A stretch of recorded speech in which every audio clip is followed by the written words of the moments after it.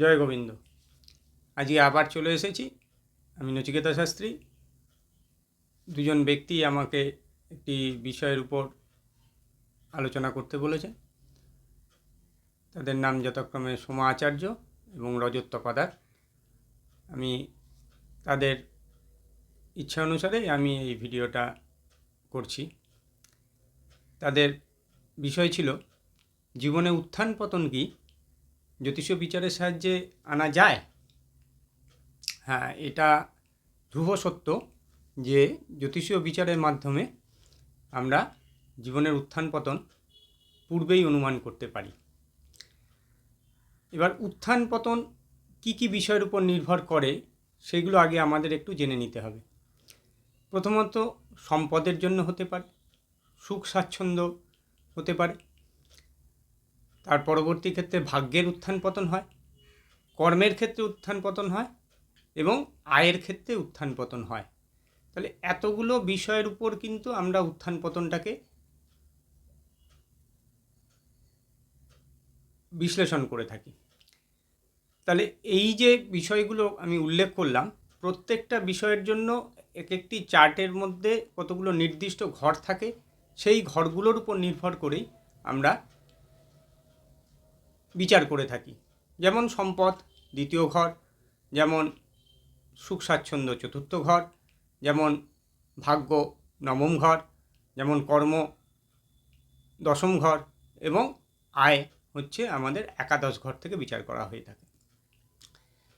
তাহলে উত্থান পতনগুলো দেখতে হলে এগুলোর প্রত্যেকটার ক্ষেত্রে, প্রত্যেকটা বিষয়ের ক্ষেত্রে তার কারক গ্রহগুলোকে ধরতে হয় এবং সেই ঘরগুলোকে কিন্তু আমাদের বিচারের মধ্যে আনতে হয়। তাহলে প্রথমে যদি আমি সম্পদের কথা বলে থাকি, সম্পদ আমাদের প্রদান করতে পারে কোন গ্রহগুলো সেগুলো একটু জেনে নিই। শুক্র আছে, বুধ, রাহু, কেতু এবং চন্দ্র। তাহলে এই গ্রহগুলোকে আমাদের বিচারের মধ্যে আনতে হবে। সুখের ক্ষেত্রে আমরা শুক্রকে বিচার করে থাকি কারক গ্রহ হিসাবে। ভাগ্যের ক্ষেত্রে অবশ্যই এটা বৃহস্পতিকে বিচার করা হয়ে থাকে।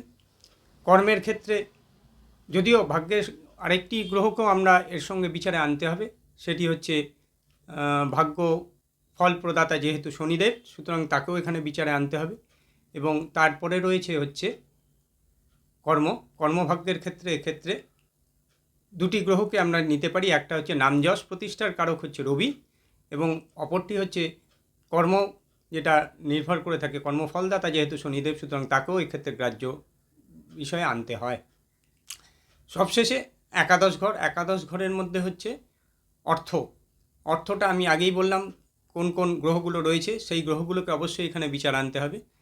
আর যে ঘরগুলো রয়েছে সেই ঘরগুলোর মধ্যে কোন গ্রহ বসেছে, সেই গ্রহগুলো অন্যান্য কোন কোন গ্রহের সঙ্গে যুতি বা যোগ তৈরি করেছে, সেখানে কোন কোন প্ল্যানেটের দৃষ্টি আছে, সেগুলো শুভ না অশুভ দৃষ্টি, সেগুলো বিচার করতে হয়। এবং প্রত্যেকটি ঘরের যে লর্ডগুলো আছে সেই লর্ডগুলোকেও কিন্তু আমাদের এখানে বিচারে আনতে হয়। তারা কি অবস্থায় আছে, কোথায় বসেছে, কোন কোন গ্রহের সঙ্গে সংযুক্তি করেছে, কোন কোন গ্রহের সেক্ষেত্রে শুভ দৃষ্টি বা অশুভ দৃষ্টিগুলো আছে, এই সমস্ত বিষয়গুলো এর মধ্যে গ্রান্ট করলে তবেই সেক্ষেত্রে কিন্তু আমরা বিচার করতে পারি যে এক্ষেত্রে ফল কি আসতে পারে। তবে এগুলো হচ্ছে জ্যোতিষী অনেক কঠিন বিষয়, যেটা সাধারণত যারা শুধুমাত্র জ্যোতিষ শ্রোতা বা জ্যোতিষ বিষয়টা তাদের ভালো লাগে বলে শুনছেন, তাদের পক্ষে বিচার করাটা অনেক কঠিন হয়ে পড়বে।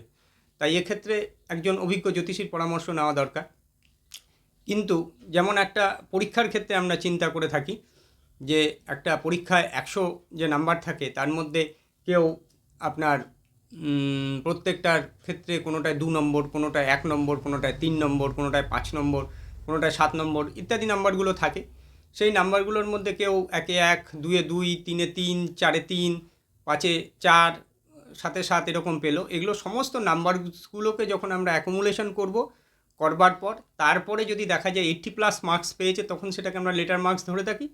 এক্ষেত্রেও ঠিক সেরকম আমরা ওই সমস্ত বিষয়গুলোর ক্ষেত্রে কি পজিটিভ বা কি নেগেটিভ রেজাল্ট আসছে সেগুলোকে অ্যাকুমুলেশন করে তবেই কিন্তু সেক্ষেত্রে সিদ্ধান্তে উপনীত হওয়া যায়। জ্যোতিষ বিষয়টা এতটা সোজা নয়, কারণ আমাদের প্রত্যেকটা জায়গাকে আমাদের দেখতে হয়, দেখে তবেই সেক্ষেত্রে কিন্তু আমরা ডিক্লারেশন দিলে সেটা কিন্তু সঠিক সিদ্ধান্ত হয়, নালে হামেশাই এক্ষেত্রে ভুল হতে পারে। তাহলে যারা আমরা সাধারণত খুব জ্যোতিষের কঠিন কচকচানি জানি না বা জ্যোতিষ বিষয় সম্বন্ধে প্রকৃত শিক্ষায় শিক্ষিত হয়ে ওঠেনি, তারা কীভাবে বুঝবো? তাদেরও তো একটা বোঝার সহজ পদ্ধতি থাকতে পারে। হ্যাঁ, এক্ষেত্রেও দুটি বিষয় নিয়ে আমি আলোচনা করছি, যেগুলো আপনারা আপনাদের চার্টের মধ্যে যদি দেখে থাকেন, তাহলে সেক্ষেত্রে আপনি নির্দ্বিধায় 40 থেকে 45% আপনি ডিক্লারেশন দিতে পারেন যে আপনার জীবনের মধ্যে উত্থান পতন থাকবে। যেমন আমি এক্ষেত্রে বলি যে একটি তিথির কথা, তিথিটার নাম হচ্ছে নবমী তিথি। সেটা কৃষ্ণপক্ষেরই হোক বা শুক্লপক্ষেরই হোক, নবমী তিথিতে যদি জন্মগ্রহণ করে থাকেন, তাহলে সেক্ষেত্রে আপনার জীবনের মধ্যে কিন্তু ভাগ্যে উত্থান পতন যোগ থাকবে। আরেকটি বিষয় বলে দিচ্ছি যে বৃহস্পতি আপনার চার্টে যে ঘরে অবস্থান করছে, সেই ঘরটাকে 1 নম্বর ধরে সেই স্থান থেকে ষষ্ঠ, অষ্টম এবং দ্বাদশ ঘরে যদি চন্দ্র অবস্থান করে থাকে বৃহস্পতির থেকে, কিন্তু মনে রাখবেন, যদি আমি উদাহরণ হিসাবে বলছি, যদি মেষ রাশিতে বৃহস্পতি বসে থাকে, তাহলে বৃহস্পতির থেকে আপনার ষষ্ঠ ঘরটা কোনটা হচ্ছে? কন্যা রাশি। অষ্টম ঘরটা কোনটা হচ্ছে? বৃশ্চিক রাশি। এবং দ্বাদশ ঘরটা কোনটা হচ্ছে? দ্বাদশ ঘর হচ্ছে আপনার মীন রাশি।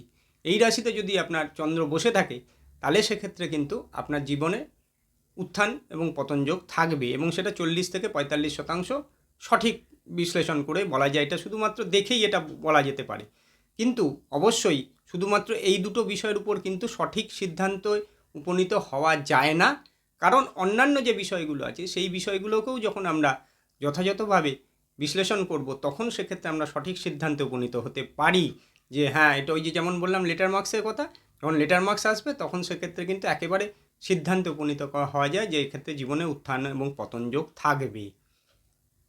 আমি আশা করি আমি যে বিষয়টা বললাম আপনারা উপলব্ধি করতে পেরেছেন। আপনাদের যদি এটা ভালো লাগে, তাহলে লাইক, কমেন্টস এবং শেয়ার করবেন, এবং পরবর্তী ক্ষেত্রে কোনো নতুন বিষয় যদি আপনাদের জানার উৎসাহ থেকে থাকে, তাহলে আমাকে কমেন্ট বক্সে লিখে পাঠাবেন, বা আপনারা আমার হোয়াটসঅ্যাপ নাম্বারের মধ্যে এটা লিখে পাঠাতে পারেন। সেটার মধ্যে যদি সারবর্তা থাকে, যেমন এই বিষয়টির উপর সারবর্তা ছিল, তাই আমি এটার উপরে ভিডিও করেছি, আবার নতুন কোনো বিষয়ের উপর ভিডিও করব। ততক্ষণের জন্য ধন্যবাদ।